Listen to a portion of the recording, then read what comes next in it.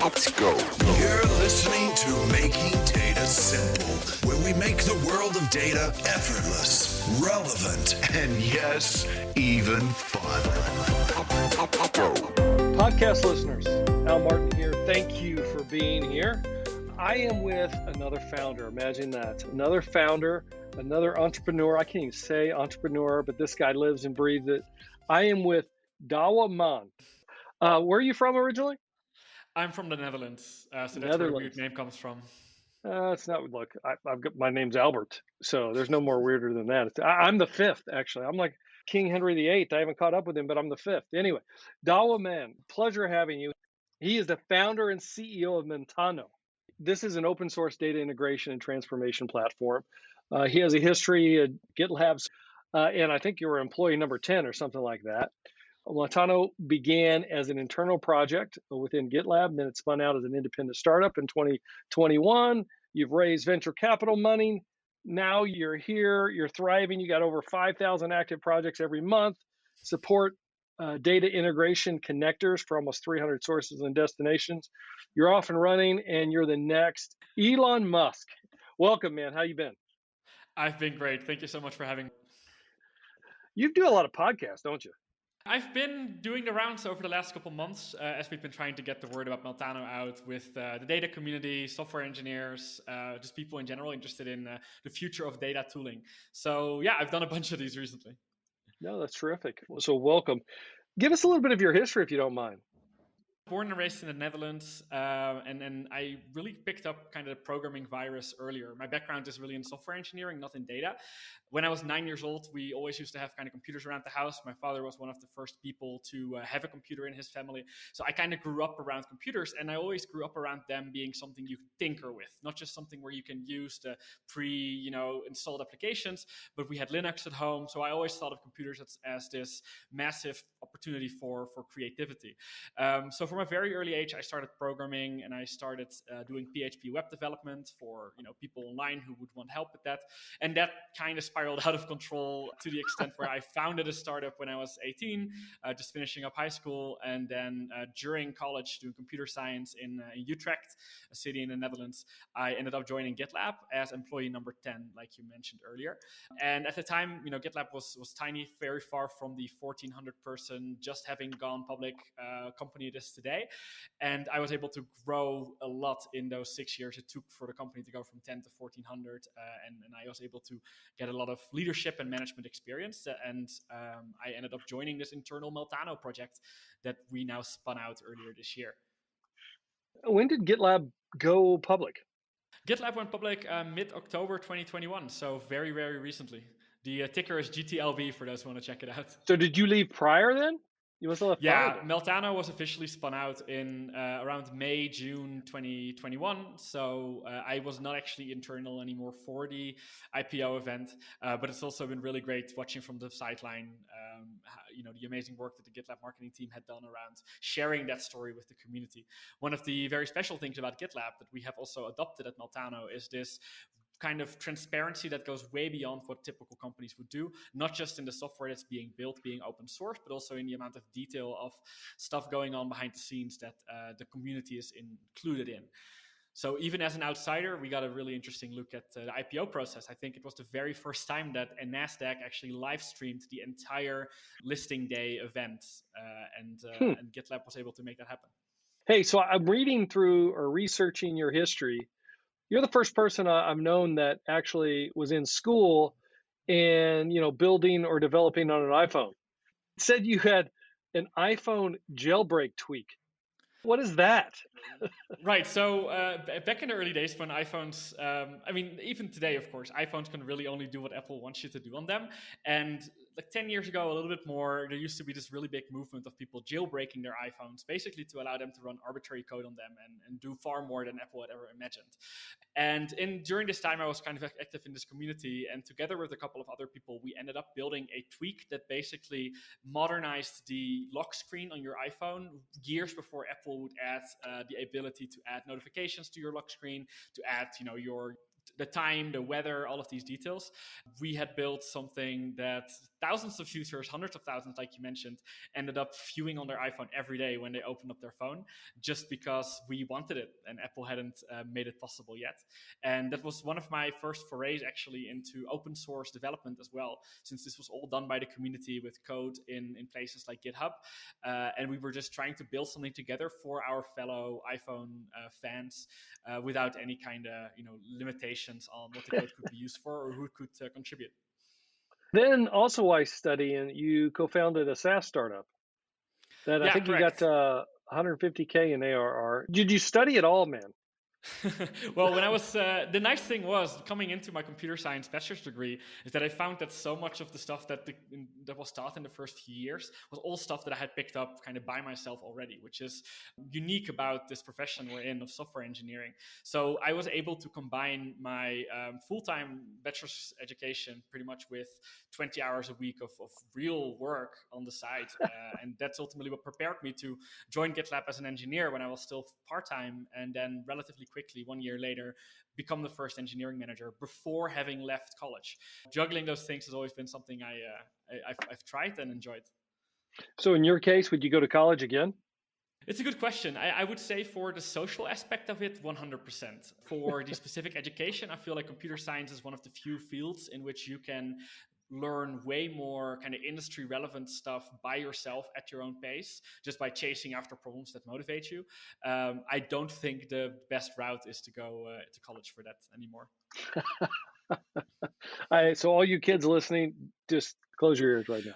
I would say, one of the really special things about this industry is that there's a wealth of information available online, including tons and tons of really amazing free tools, open source tools in many cases that can rival the kinds of tools that massive companies use to get their job done. So if you want to get better at data or software engineering or anything, really there's no age that's too early to start. And it's tools like Meltano that are open source and that bring all of these kind of data tooling to people who previously might not have been able to access them. And that's part of what really motivates me, making it possible for a new generation of people to get into data just as early and with just as high quality tools as I did myself with software engineering. No, I understand. Look, there's more opportunity now than maybe in all of history, and we're just starting with AI and everything else like that. I presume that Meltano is remote then. Correct. We are all remote. Today we have a team of 12 people, most of them in the US, but spread all over. We don't have any particular hub in any area or city.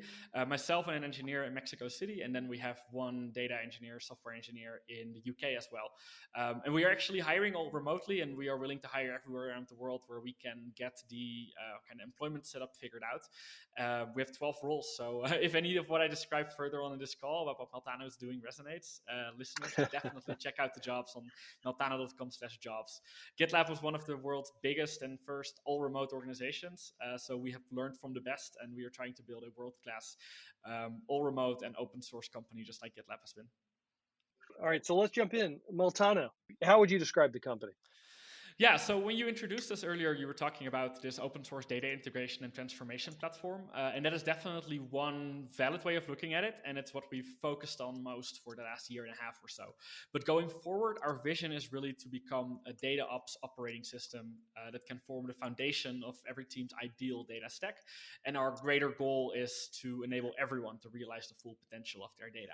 So the way we think of it is that the modern data stack as it exists today is composed of a number of different tools that are really, really good at usually one or two specific things, which means that as a company setting up a data stack, you're probably going to be using somewhere between 5 and 15 different tools that need to be connected in certain ways that your data flows through throughout the course of its life. So we think that there's something missing there that kind of ties all of these tools together and allows teams to work with them again as a whole, as a single product, a single project that an entire team collaborates on. And it's exactly that foundational layer under the data stack that we are building. We've started doing that by bringing in really great open source technologies for data extraction, loading, and transformation in the form of Singer, Taps and Targets, and DBT to kind of prove that we can form this foundation under best-in-class tools and make them better than the sum of their parts. And now we are attempting to do the same thing for the rest of the data lifecycle to make the entire data stack more accessible to new teams and to teams that are trying to modernize their tooling. So is this replacing those tools or integrating those tools? It is very intentionally integrating them. Exactly, it's a new foundational layer under the existing components that make up many people's data stacks that allows these to come together and become more than the sum of their parts. But we are very, very happy with the state of many of these best-in-class tools in the data space today, and it is them that we want to elevate and put on a platform and build great integrations between them. We are not currently or in the near term planning to build our own solutions for many of these steps in the data lifecycle. We think there's a lot of value we can add by bringing them together and specifically bringing best practices from the software development world into data teams, which means things like version control, code review, and continuous integration and deployment or automated testing so that teams can have higher confidence in the result of what they built and all of the insights that they derive from it and can collaborate more effectively with one team in one place. What kind of tools are we talking about here? Absolutely. So when you're talking about different stages in the data lifecycle, there's, of course, ELT, data integration and transformation. There's orchestration, there's visualization. There's all kinds of toolings around governance today as well, data testing. And when you're looking at this modern data stack that is coming together, and then specifically at the open source tools that we believe very strongly will win over the long run, on the ELT side, their Singer is a really great standard for open source data connectors with a library of more than 300 sources and destinations, which can rival pretty much any SaaS data integration solution. dbt is really great software for SQL-based data transformation, allowing you to transform your data in a declarative way by describing a select query that represents the schema that you would like it to have. And then Airflow is a tool that we currently use for data orchestration, managing these workflows, these data pipelines. But we have plans to support things like Dagster and Prefect, some of these other open source workflow orchestration tools in the future. And then further down the data lifecycle or pipeline, great expectations for data testing, Superset for data visualization, as well as Metabase and Lightdash, meaning that we are identifying these best-in-class open source tools for every step of the lifecycle and trying to bring them together in a platform that will be really easy for people to pick up and start using, while giving them the opportunity to pick the ideal components that meet their needs best. So we're trying not to be too prescriptive, but rather support teams' ability to design their ideal data stack using Meltano as the foundation. Did you start with ELT and now you're advancing to the platform you described? Meltano, when it was started within GitLab in 2018, there was always this aspiration of it becoming a platform for the entire data lifecycle, an end-to-end platform for data ops, similar to how GitLab was an end-to-end platform for DevOps. So for a while, the team within GitLab from about 2018 to 2019 or early 2020 was working on this platform that kind of would do it all by bringing in these great open source technologies. Then over the course of 2020, we focused specifically on ELT because we realized that the biggest need for open source tooling was there, and the Singer community that had already built this massive library of connectors needed better tooling to actually maintain and manage those pipelines. And that's what we were able to really grow and gain traction with over the course of 2020 to the point of spinning out of GitLab in early 2021. And now we have been afforded the resources and the community support to broaden our vision again to encompass the entire data lifecycle. So it's kind of a focus and then focusing more broadly again story. I got to believe GitLab is one of your customers then. Absolutely, GitLab is one of our users. Although customers we don't have at this point, we are purely focused on building a really great open source tool for these data engineers and other early adopters. Our plans for commercialization are still at least 6 months into the future. Yeah, that was one thing I was going to talk to you about, how you plan to monetize. Give me an idea of where the integration, the problem you're trying to resolve doesn't work today, and what Meltano does to solve it. One of the things that I mentioned earlier, some of these software development best practices we're trying to bring to data, is this concept of end-to-end testing, making it so that if you make a change anywhere inside your data stack, the product or Meltano or the stack that you've built will be able to tell you what the potentially unforeseen circumstances are of that change on something down the line. Imagine that you have a data pipeline that starts with integrating data from various sources, loading it into a data warehouse, transforming it using dbt, and then you might have some kind of visualization tool at the end where you've written some query or some modeling language to define the graph you want to show. Today, if these things are all living in different tools with different teams focused on them, you could accidentally break a dashboard by making a relatively innocuous change in the data integration configuration or in your transformation pipeline. And this change might not come, this mistake, this error might not come to light until your CFO is trying to present his dashboard to the board, and it turns out that the whole graph is broken with some kind of error.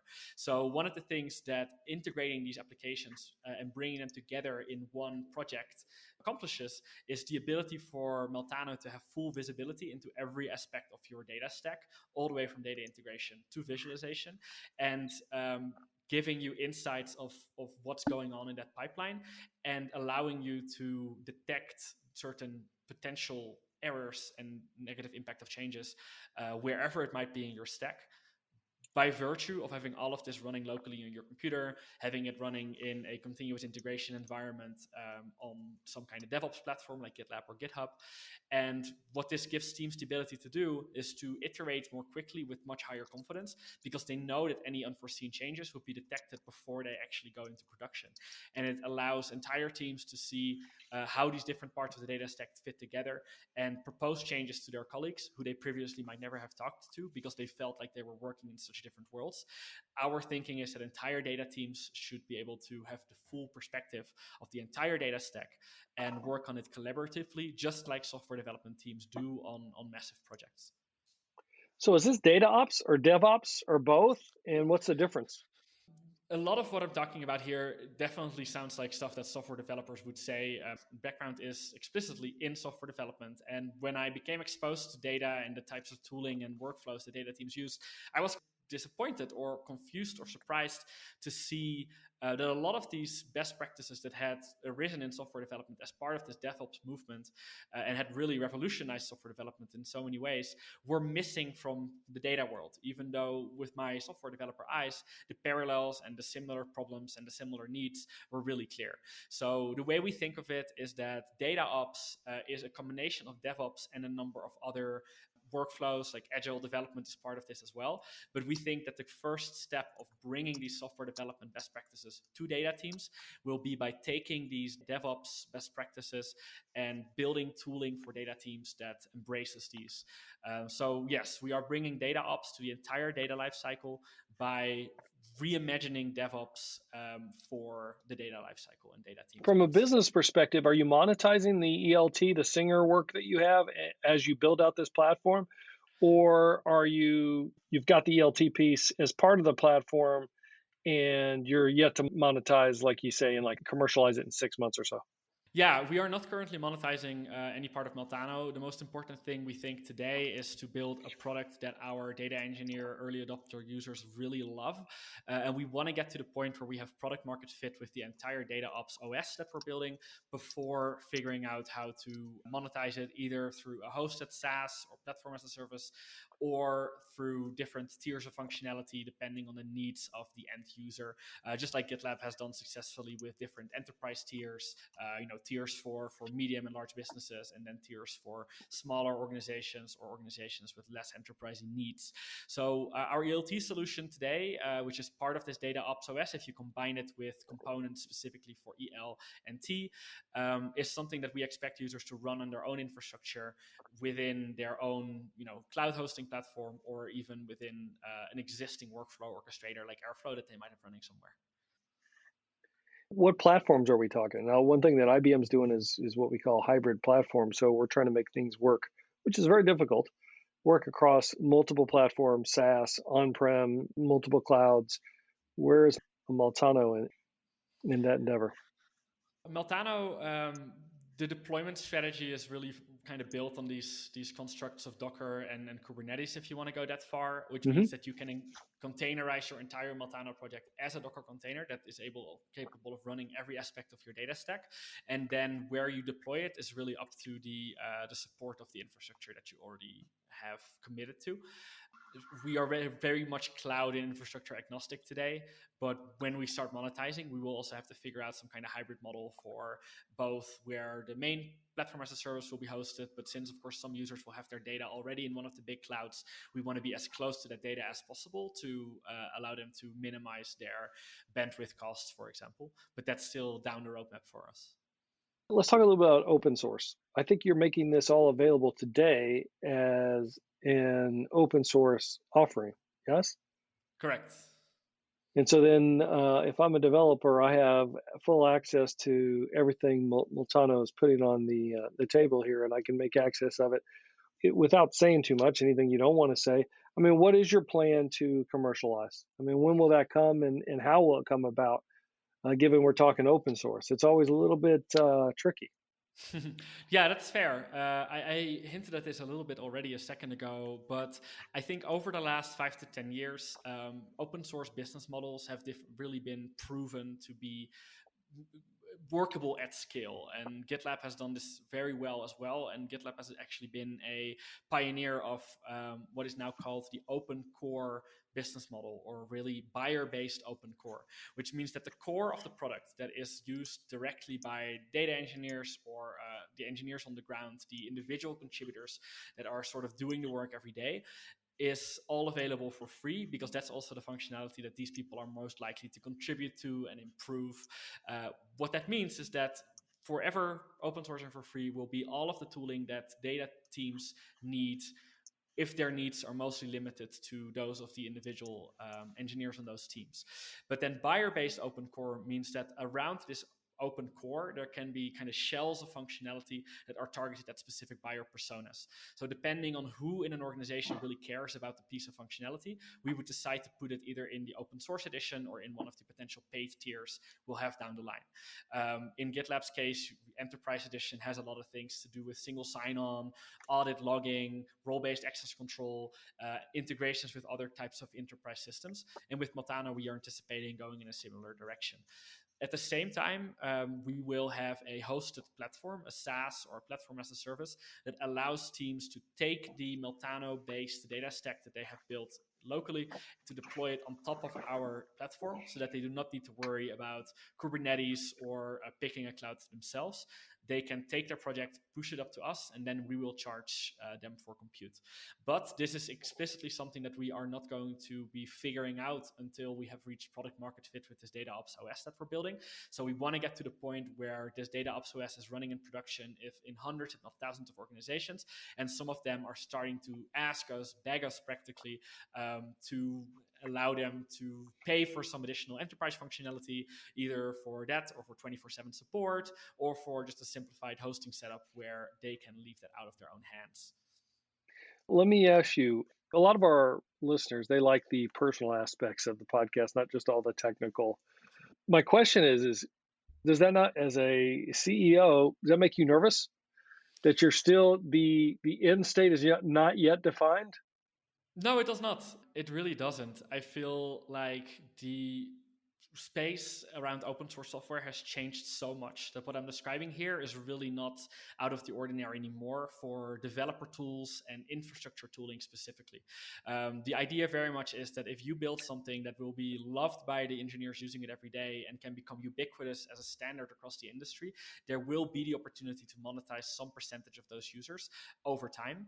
And I have a lot of confidence in this, both because I saw it firsthand for 6 years at GitLab, and also because there's a lot of other organizations in the data space following that same playbook.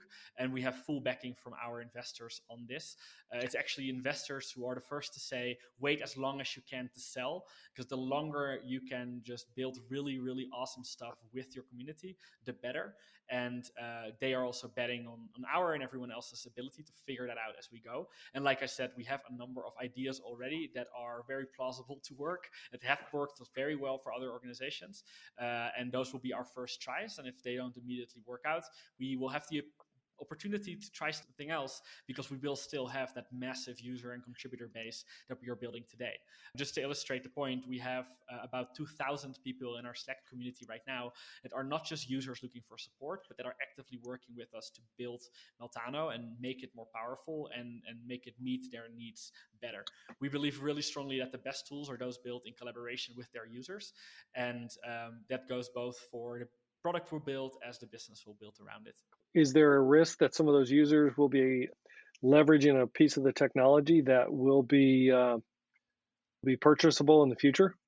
Yeah, the very cool thing actually, and I'm saying this is a cool thing, is that one of our a party in our community has actually already stepped up to kind of fill this need for a hosted Meltano, where you can just pay them some kind of monthly amount to manage the hosting instead of having to do it yourself. They're called singerly.co. We actually refer users there right now because they're currently offering something we don't ourselves, and we very much see it as growing the pie. Around the entire Meltano ecosystem. And it would make us really happy if it becomes an ecosystem in which we are not just the biggest kind of moneymaker, but this is tooling that a lot of businesses can be built on top of. And we are seeing that already with different products using Meltano to power their internal data integration engines. And that's a use case we fully support. And as far as someone at some point kind of taking our opportunity to monetize from us, we think that's very unlikely to happen because there's always something special about going with the primary vendor of an open source product. And it's very important to us to build the relationship with our community where they will have the confidence that we will take that stewardship very seriously and will not make any moves that would tempt anyone to think they can do better than we can. Well, you answered one of my follow-on questions earlier. I mean, it's fantastic that your investor community is, has your back, because a lot of times they're looking for that, how are you going to monetize? What are you going to do here? We want to see the return on investment. But you must have some rather unique investors in that they see the power that you have in hand and want you to get it right because they believe in it and will continue to fund Yeah, until you find that market fit. yeah, it's definitely still kind of niche in the investor VC scene to not just be looking at immediate revenue growth and returns, but there's a strong belief from those kinds of VCs that have been investing in open source companies over the last decade, and there's a lot of examples of open core businesses that have gone on to become massive enterprises, that they have the confidence that this can be done. And of course, it helps that I have that background in GitLab, which also gives them increased confidence that we have the tool set to make this work. But very much the belief is that the most important thing right now is to build an open source project that really solves problems for people, brings them value, and makes them fans to the extent where they will contribute to make it better, talk to their friends about it to pick it up. And our hope is that we can build a tool that will be used by a massive percentage of all data engineers out there, not just that small percentage that happens to be in the market for some kind of paid solution. So when we say that our mission is to enable everyone to realize the full potential of their data, we mean that. And everyone goes as far as all of the world instead of just some of higher revenue regions. And it also means that I don't want someone at age 9 who is starting to get into data like myself when I was getting into software engineering to be deprived of really, really great tools. And by getting into all of these businesses, we also increase the amount of people where a small percentage might one day convert into a paid user. But we do not expect to ever have more than, for example, 1% of our users becoming customers of the product. And that's totally fine by us as long as we can build a massive user base. And that's the calculus that investors are doing as well. Do you consider this a technology play or a platform play? I mean, it's probably a fine line of distinction, but is it a platform play then? It's essentially at the end of the day? It's a little bit interesting because we're not trying to develop a totally new platform for totally new things to be built on top of. We're kind of recognizing that the data space, as it's evolved over the last couple of years, has created the need for a platform to be put under the different components that are already existing today. So our play is definitely that we're building this really amazing technology that will bring value for everyone. But we also hope that by making the entire open source data stack more accessible, we will also grow the open source data stack pie as it is and make those tools more powerful through the actual functionality that Meltano adds with those tools and around those tools. So the play is more technology than platform, I would say, but we anticipate having a marketplace at some point where people can kind of browse the different components and compare them and potentially even purchase some of them through our platform, which is then another monetization strategy if that allows. Oh, that's interesting. If Yeah. that allows users or vendors to find customers that they might otherwise never have found. You think you're going to be mostly SaaS, I presume, any cloud then, because you're built on Kubernetes. You could go on-prem, I guess, too, for that matter. But I presume you're going to have a SaaS model, managed services. You're thinking, or you think no, we're going to let the customers do the work themselves. We'll just provide them the quote unquote the platform to make and the integration to make things more efficient and possible. We'll definitely go the SaaS direction. We're getting a lot of questions already from our users wanting to kind of simplify their deployment strategy, and they'd be willing to just kind of pay us to take care of that. We are getting that message, especially from consulting firms that have adopted Meltano as part of the stack that they deploy with their clients, because they, in most cases, would prefer to not be involved in the ongoing maintenance of the data product that they set up for their clients, and they would love to be able to point their clients towards us to kind of handle that, the hosting of their data stack. Today, and you may have already said this, what is your differentiator? I mean, what do you think that you can do that nobody else can do? If I'm listening as the podcast listener here, what should I be walking away with in terms of, look, this is the only place I'm going to get blah, blah, blah?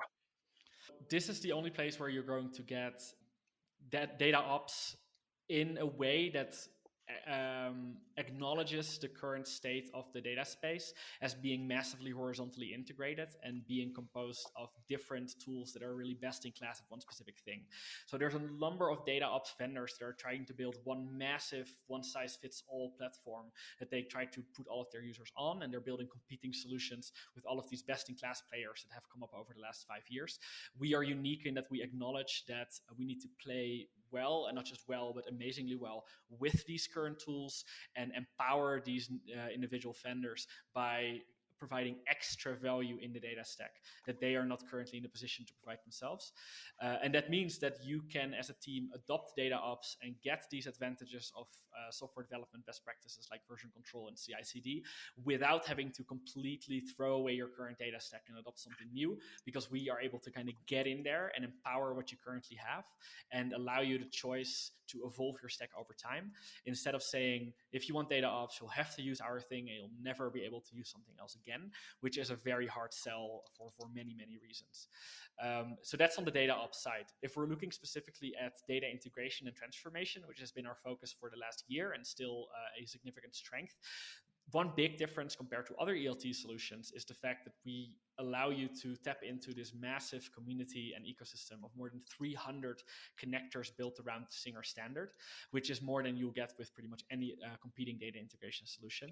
With, again, some of these data ops advantages, since we allow you to define your pipelines as code, version control it, code review it, and have it automatically tested, so that you will not be surprised by things breaking in production, as you would with many of these solutions today. Nicely stated. Nicely stated. You also talk, as I was doing some research around, at least the way I interpreted it, you tell me if I'm wrong or right around here, around point and click analytics. Do you have point and click analytics embedded into the platform itself? Like I was describing earlier, the scope of Meltano, or the focus, changed a little over the last couple of years. Before 2020, we were trying to build this end-to-end platform where we were adopting some open source technologies, but then also building our own solutions for things like analysis, visualizations, and dashboards. And then we had our own point-and-click interface.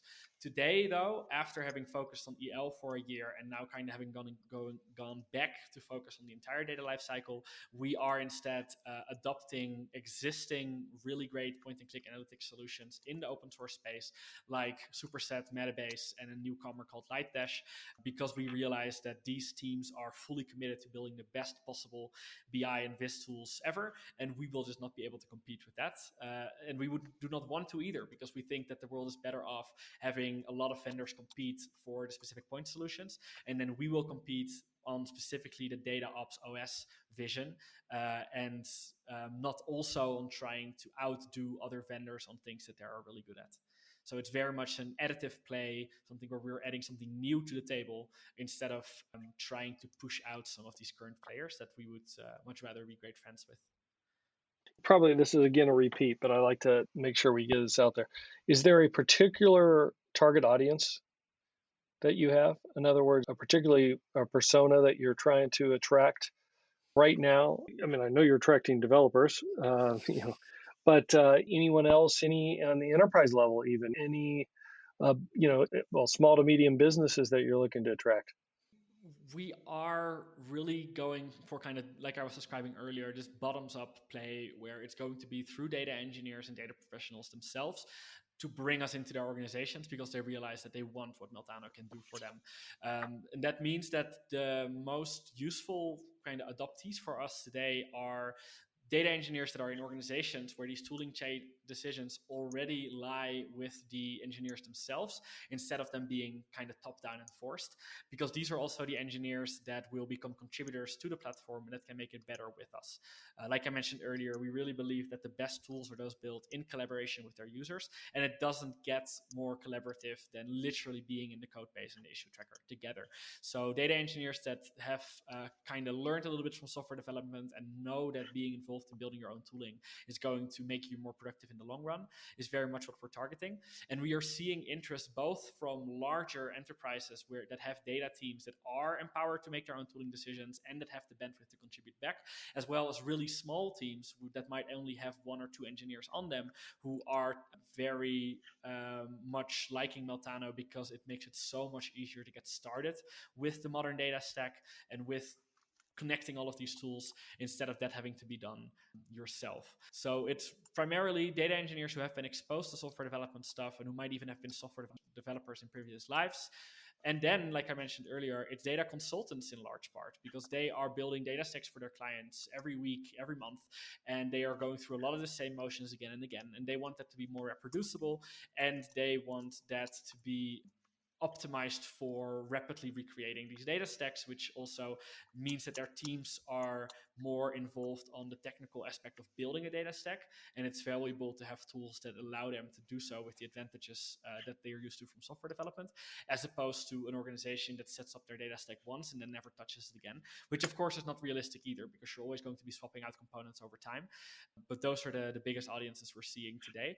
The most important thing is that if you come to Meltano, you should expect to be part of building out this platform and this tooling we're building, instead of just being a pure user, which is why we find the feedback and contributions from our community so key. And that's what we're trying to optimize for today.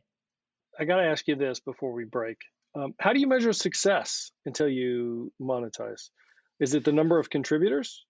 Since we are still building out this DataOps OS vision and adding support for more and more parts of the data lifecycle into the DataOps OS, our measurement for success has a lot to do with whether people are starting to adopt more and more of what Meltano can do, instead of only sticking with what it has been able to do so far. And Meltano today is really, really good at data integration. It's pretty good at the DBT integration for data transformation. And the biggest indicator for us is that people are seeing the value of every next thing we build, both when we're talking about integrations for new tools like Great Expectations, one of these data testing tools, and Superset and Lightdash, some of these visualization tools, and also the specific data ops functionality that we are adding, like environments, so that you can have isolated environments between your local development machine, some kind of staging platform and production, and end-to-end testing, which, as I described earlier, allows you to detect the impact of a change on one part of the data lifecycle on a place that might be 3 different apps over, because Meltano is the only tool that can actually see that entire picture. So it's very much usage, because the most important thing today is product market fit, more so than raw user base growth. But of course, contributor growth is a kind of secondary indicator, because we're not just trying to build a great product, we're trying to build it with the community. So increasing the amount of feedback and code contributions we get is core to our success as well. Where can folks go to find you or Meltano? Yeah, so meltano.com is the easiest.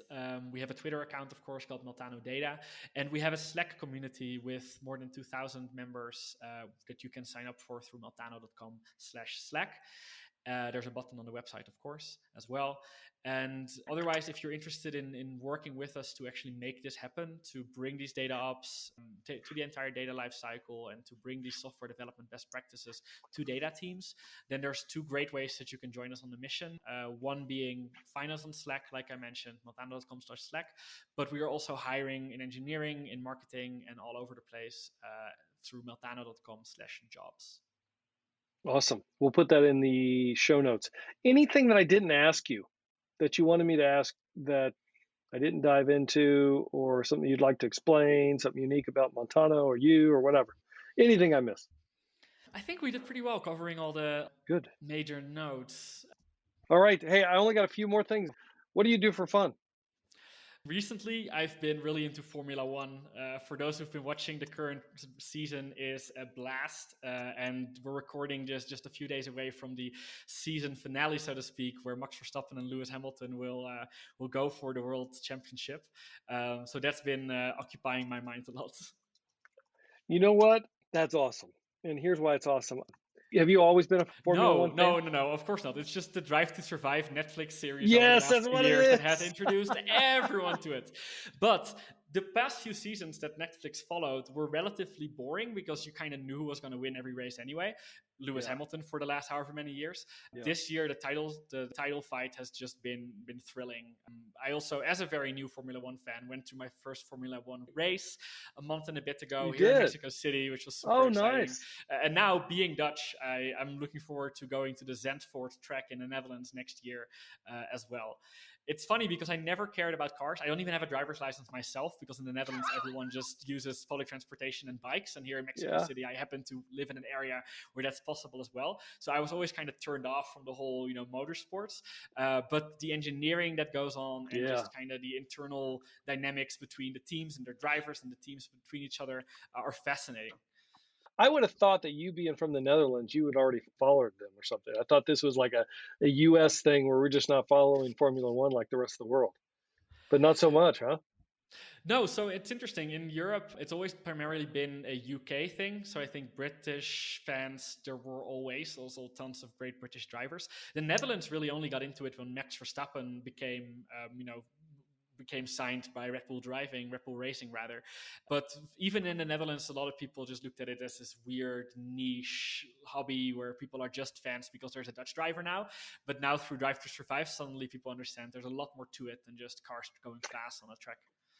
Well, I think it's amazing. I'm with you. I mean, I think the best thing I could have done is ever get on Netflix and do that because, to your point, I have some friends that were, starting to get into it, and they said, "You got to watch this, man. You got to watch this."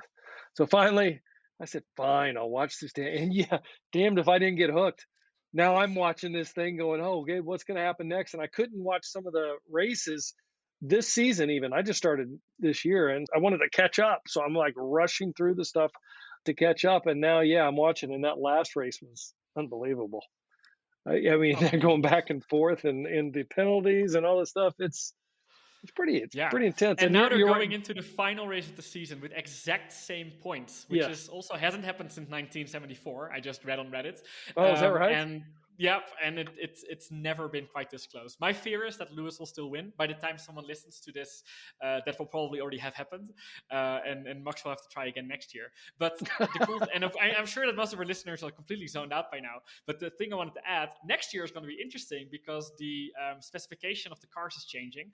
All of the manufacturers have had to completely redesign their cars following these new rules, which means that going into the next season, no one knows yet which of the manufacturers are going to be doing well or horribly, and it could just be completely different again compared to the last few years where the specification has been the same. It's funny. I mentioned just now that I was reading Reddit. Of course, like many people in engineering, I have a habit of checking Reddit. But the Formula One subreddit especially has been very entertaining over the last. Well, the engineering's what hooked me too. Yeah, I mean those 100%. Cars got to be good. So to your point, I mean, is it Lewis or is it the Mercedes car? I mean, look, it's probably a little bit of both, but the Mercedes car is definitely faster than anybody else. Or Red Bulls is up there now too. I don't know, but there's a reason he keeps winning. And I know he's got talent, but man, all right, I got one more thing to do. Play a little game with you. Our listeners like the game. This is Would You Rather. You got to pick one or the other. And I've assembled these based on some of your explanations and in discussions we had. I didn't have anything on Formula One. Well, I guess I should say Max. So here's the thing. It's Would You Rather, Max or Lewis? Max. And it has to be because my wife is Mexican, I'm Dutch. Both Red Bull drivers are Dutch and Mexican drivers. But there's really only one team we could ever be fans of right now, which is Red Bull Racing. Yeah, but who's the what's the Mexican driver? Checo Perez. Yeah, Perez. Take him over Max? No. Remember your wife. Yep, I do remember my wife. I think she'd agree, probably Max. All right, you still going with Max. All right, brave man. All right, Netherlands or Mexico City? Right now, Mexico City, obviously. Right now? Well, of course, right now. But of all time? Would you go back to the Netherlands? We are planning to at some point go back to the Netherlands, but we very much hope that we can keep both places, both cities as kind of home bases, and we'll have family and friends in both for the rest of our life. Nice. All right. Startup or a small to medium business like GitLab? Startup. I went back to Meltano and a small team, not without its reasons. iPhone or Android? iPhone. Now, why would you say, the reason I put that in there is because Android you can mess with. iPhone you can't, but it seems like you like to mess with phones. yeah, it's interesting. I guess I found other things to mess with, and I do appreciate how tightly integrated the entire Apple ecosystem is. Okay. That's really all that it's about. All right, computer science or data science? Now, data science. I find it very fascinating, and I'm getting to learn more every day. Computer science, at some point, I felt like I grasped pretty well. All right, got it. DevOps or data ops? Data ops. We're looking forward, and DevOps has already been realized. Data ops is still ahead of us, and we're making it happen. All right. Here's the last one. Data warehouse or data lake or data virtualization? Oh. Are you going to be moving data to a data lake because you're an ETL guy, or at least I thought you were an ETL guy, or do you say, hey, keep data where it is these days? Let's do data virtualization. I think today, data lake. In the future, I would love for there to be better ways to directly tap into data in various systems. It's just not really realistic today with so many different APIs and file formats. So there kind of has to be that ELT step in there somewhere. All right, fair enough. Thank you, Douwe, for being on here. I appreciate it. You're a good man. Learned a lot. I wish you the best. I wish Meltano the best. Let us know if there's anything we can do for you. And it sounds like about 6 to 8, maybe 9 months, we get you back on to see how things are going and see how you've achieved that desired state of commercialization. That'd be awesome. Well, thank you so much for your time, El, and for having me on. It sounds great. Listeners, thank you so much for listening. Hey, rate us. If you would, just take a moment to rate us on your favorite podcast destination of choice. Meanwhile, hit us on almartintalksdata@gmail.com. I'll see you on the podcast. Thank you all. Bye-bye. Thanks for listening to the Making Data Simple podcast, where we make data fun. Be sure to visit ibmbigdatahub.com/podcast to access the show notes and uncover even more great episodes. Remember, the views expressed here are those of the host and its guests, and do not necessarily represent the views of IBM. Until next time, let's go. Over and out.